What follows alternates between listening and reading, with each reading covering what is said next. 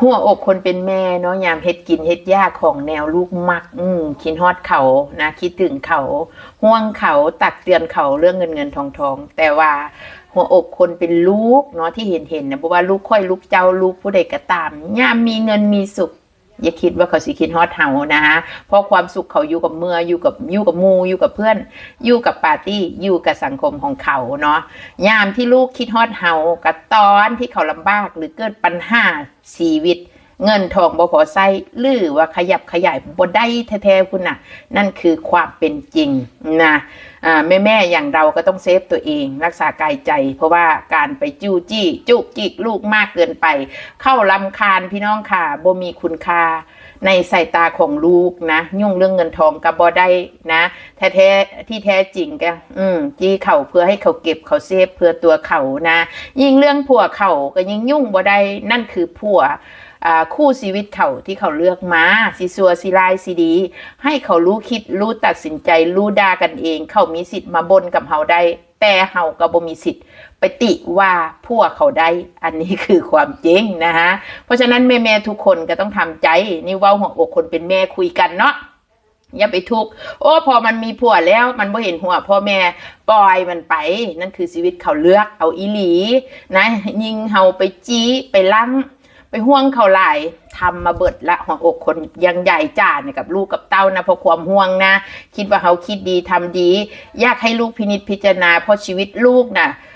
ผิดมาแล้วซ้ำมาแล้วปล่อยมาครั้งแล้วครั้งที่สองก็ยังยากพยุงลูกคือเก่าพอพยุงแล้วสุดท้ายเฮานะเป็นคนที่น่ารำคาญที่สุดในชีวิตของเขาเฮาก็ต้องปล่อยแม่เอ้ยเสียใหญ่เถอะเขายากมาให้เขามายายจ่าฮักหลานบอฮักที่สุดนะยายจ่าฮักลูกสาวบอสุดใจเพราะนั่นคือชีวิตที่ยายจ่าให้มาแต่พอเขาโตแล้วเขาเลือกของเขาเฮาสิไปลากไปดึงหรือไปประคบประงมเขาบ่ได้นะสิ่งที่เขาต้องการเขาก็เดินหน้าไปในแบบที่เขาเลือกบ่ว่าทุกข์หรือสุข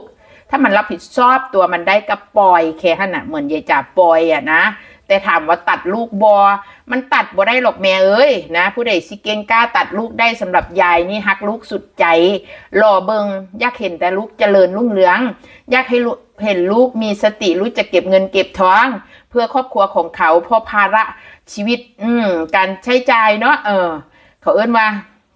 มันบ่ง่ายสำหรับในต่างแดนก็ถือว่าเขาเก่งที่เขาก้าวไปอยู่ไกลก่อนที่จะก้าวแต่ละก้าวความห่วงของเฮาน่ะคือกั้นและเสนอทุกสิ่งทุกอย่างแต่พอเขาก้าวไปอยู่ไกลแล้วเขายืนอยู่ใดเฮาก็ภาคภูมิใจนำเขานั่นแหละชีวิตมันจะทุกข์แต่ยามคิดแล้วจี้หวังดึงลูกแต่สุดท้ายแล้วลูกบ่ฟังเฮาก็ต้องปลดล็อกเจ้าของปล่อยวางเลี้ยงเขามาจนโตแล้วชีวิตเป็นของเขาให้เขารู้ทุกข์รู้ยากให้เจอทุกสิ่งทุกอย่างที่เรามองทางไกลแม่มองไกลเห็นเนี่ยนะถ้าเขายังบ่เจอด้วยตัวเขาเองเขาสิบ่เอาคำพูดของเราไปไตร่ตรองหรอกเมื่อไหร่เขาล้มหรือเขาเจอนู่นแหละนะเขาถึงสิคิดได้คำนี้แม่กูบอกมาแล้วเนาะเหมือนลูกสาวยายเนี่ยเนาะแต่สันก็เดินมาเองก็ต้องยอมรับมันสั่งสั้นนะเฮาบ่รอซ้ำเติมแต่รอให้ลูกเข้มแข็งรอให้ลูกตั้งหลักรอให้ลูกเป็นคนใหญ่ขึ้นเนาะเพราะชีวิตมันใช้บ่ง่ายเลยยิ่งมีครอบครัวมีลูกมีเต้าเนาะแต่เขายืนได้ด้วยตัวเขาณวันนี้ก็ควรภาคภูมิใจไปนำเขาอันนี้ฝากก็ให้แม่ทุกคนได้คิดไม่ต้องไปกังวลหลายนะ